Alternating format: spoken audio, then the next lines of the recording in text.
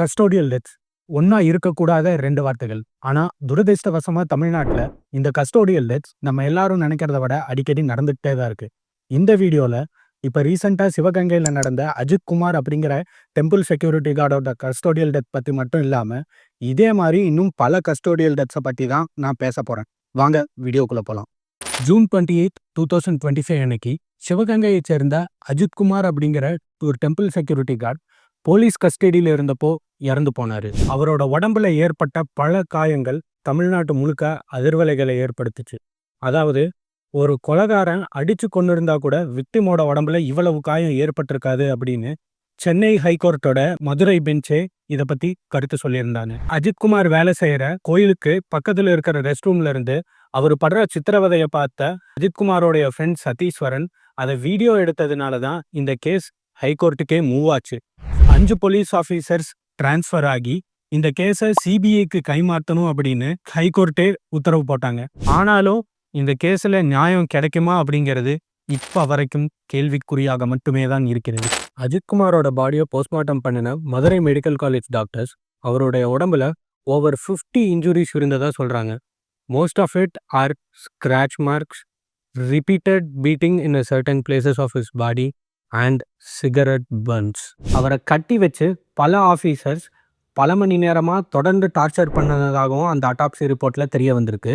இது மட்டும் இல்லாமல் அவருடைய இறப்புக்கு முக்கியமான ஒரு காரணம் அவருடைய வயிற்றுல பலமாக குத்தியிருக்காங்கன்னும் அதனால அவர் இன்டர்னல் ஆர்கன்ஸ் டேமேஜ் ஆகி இறந்துருக்கலாம்னு டாக்டர் சொல்கிறாங்க. இது போக இன்னொரு முக்கியமான ரீசன் அவருடைய தலையில் பலமாக தாக்குனதுனால அது பிரெயின் டேமேஜுக்கு காரணமாக இருந்து அதனாலையும் அவர் இறந்திருக்கலாம் அப்படின்னும் சொல்லப்படுது. இந்த சிவகங்கை இன்சிடென்ட் ஒரு ஐசோலேட்டட் இன்சிடென்ட் கிடையாது. From 2016 to 2022 over 46 custodial deaths தமிழ்நாட்டில் ரிப்போர்ட் ஆகிருக்கு.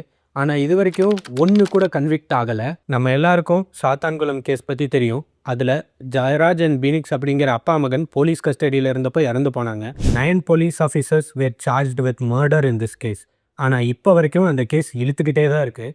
அந்த கேஸ் கோர்ட்டுக்கே போனாலும் ஒவ்வொரு போலீஸ்காரங்களுக்கும் ஒரு நல்ல லாயர் இருக்காங்க. அது மட்டும் இல்லாமல் உங்களுக்கு நிறையா பேக்ரவுண்ட் சப்போர்ட்டும் இருக்கிறதுனால இந்த கேஸ் கோர்ட்டில் நிற்கிறது ரொம்பவே கஷ்டமாக இருக்குது. விட்னஸை திரும்ப திரும்ப கூப்பிட்டுக்கிட்டு இருக்காங்களே ஒழிய the justice is being delayed and denied. 2022 Vignesh அப்படிங்கிற ஒருத்தர் தான் உடம்புல 13 காயங்களோட தமிழ்நாட்டில் கஸ்டோடியல் டெத்னால இறந்து போனார். அதுக்கு முன்னாடி வருஷம் முருகேசன் அப்படிங்கிற ஒரு வியாபாரி சேலத்தில் கஸ்டோடியல் டெத்னால இறந்து போனார்.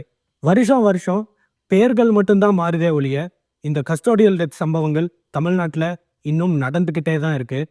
எந்த பார்ட்டி பவரில் இருந்தாலும் அவங்க போலீஸ்காரங்களை இந்த மாதிரி கஸ்டோடியல் டெத்ஸ்லேருந்து பாதுகாக்கணும்னு தான் பார்க்குறாங்களே தவிர தண்டிக்கிறது இல்லை. இந்த கேஸில் சம்மந்தப்பட்ட ஆஃபீஸர்ஸ் திரும்பவும் டியூட்டியில் ஜாயின் பண்ணி எதுவுமே நடக்காத மாதிரி அப்படியே இருந்துடுறாங்க. மக்களும் கொஞ்ச நாளைக்கு அப்புறம் இந்த விஷயத்தை பற்றி பேசுகிறத மறந்துடுவாங்க. ஆனால் விக்டிம்ஸோட ஃபேமிலிஸ் காலமாக அந்த வேதனையையும் துயரத்தையும் அனுபவிச்சுக்கிட்டு மட்டுமே தான் இருக்காங்க. அவங்களுக்கு இப்போ வரைக்கும் நியாயம் கிடைச்ச மாதிரி எந்த கேஸுமே இல்லை. ஒரு உண்மையான போலீஸ் ஆஃபீஸர் இந்த கேஸை எடுத்து நடத்தினா 30 நாளில் சார்ஜ் ஷீட் ஃபைல் பண்ணி இந்த கேஸை முடிக்க முடியும் அப்படின்னு சொல்கிறாங்க. ஆனால் இப்போ வரைக்கும் அந்த மாதிரி ஒரு இன்சிடென்ட் கூட நடக்கலை.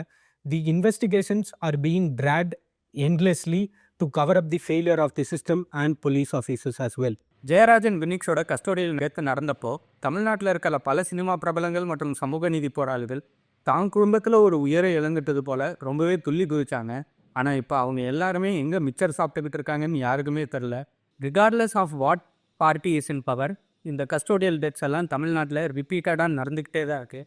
நான் இந்த வீடியோவில் மென்ஷன் பண்ண சில பேர்கள் பல கஸ்டோடியல் டெத்ஸில் ஒரு 10% கூட இருக்காது. இதை நான் சொல்கிறதுனால எல்லா சினிமா பிரபலங்களையும் எந்த விஷயம் நடந்தாலும் அமைதியாக இருங்க அப்படின்னு நான் சொல்ல வரல. ஆனால் நீங்கள் குரல் கொடுத்தணும்னு நினச்சிட்டிங்கன்னா regardless of the party which is in power தைரியமாக முன் வந்து சமுதாயத்தில் நடக்கிற அநியாயங்களுக்கு எதிராக குரல் கொடுங்க.